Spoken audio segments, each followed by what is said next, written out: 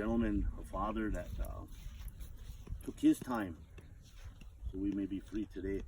You know, and I speak about a lot of the veteran stuff. My late uncle, Thomas Iron, he was a well-known announcer throughout our part of the area. He also served in the Marine Corps. He was a combat veteran in Vietnam.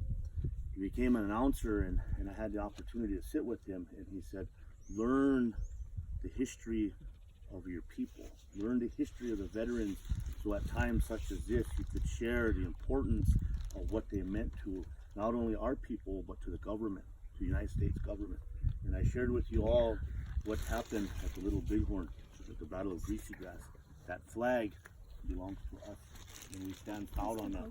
When we go into the non-Indian gatherings and we talk about the Battle of Little Bighorn and the taking of the Custer's flag and the defeat, you see a lot of the non-Indian people cringe because they don't want to accept the fact that they were defeated by our people.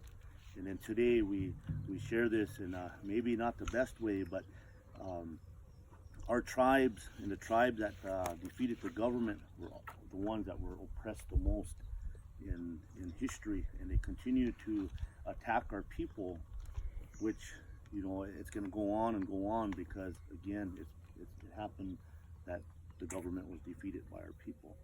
So when you look back on World War I in a time where 166 of our people from Standing Rock, 166 went off voluntary into this way of life that was not uncommon amongst our people, because we look back into the history of our great warriors. We look at our war chiefs, Sitting Bull, Flying By, Grindstone, Crazy Horse. You look all of these notable chiefs that were warriors.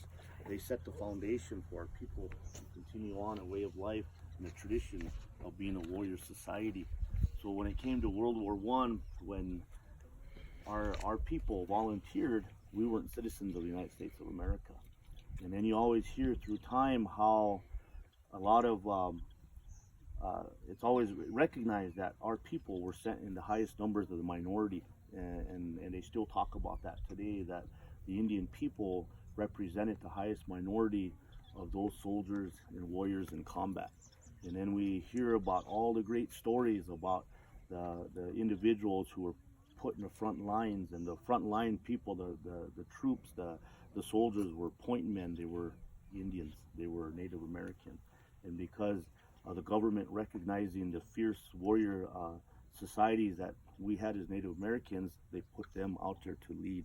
So we come from a really great people, and your family, of course, here, he played a role in the winning of World War I through the use of the language. And there's been, I believe, 54 of them recognized here on Standing Rock. We hold the most amount of Codetalkers of all the tribes in North Dakota and South Dakota.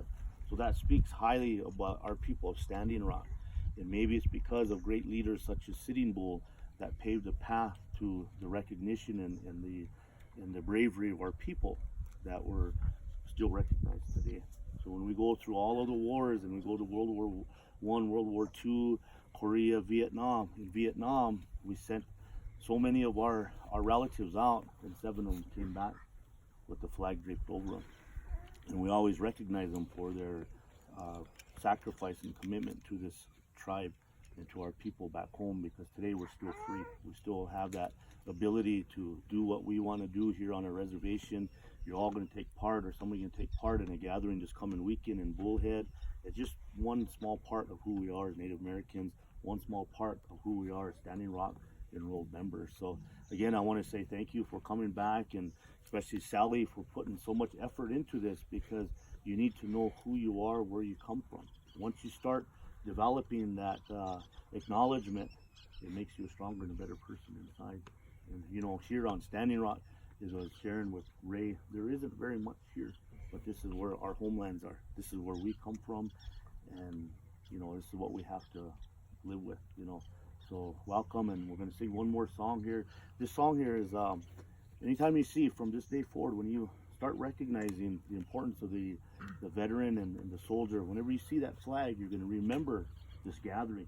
You're going to remember what Sally shared with you. You're going to remember the pictures, that silver medal, that's a really high honor that was bestowed upon 34 members from our tribe that were known as Codetalkers. You're going to remember those whenever you see that flag. So with that, I'm going to go back to the drum group. We're going to sing a honor song, and then finally we're going to go over here to our color guard, our veterans, to pay the final tribute and respects to Mr. Menz and his services at Codetalker in World War I. Thank you, Frank. Bud, I'm going to give that to you. It's just what I read. Okay. Thank you.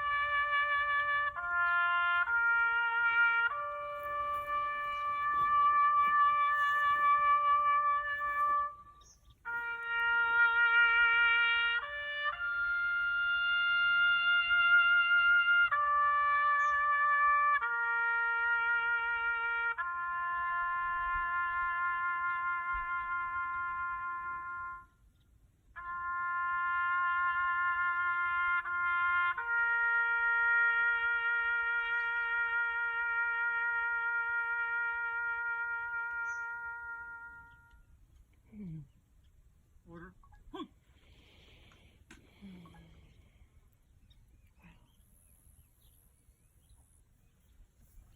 Right. We can have just like the family all be close by.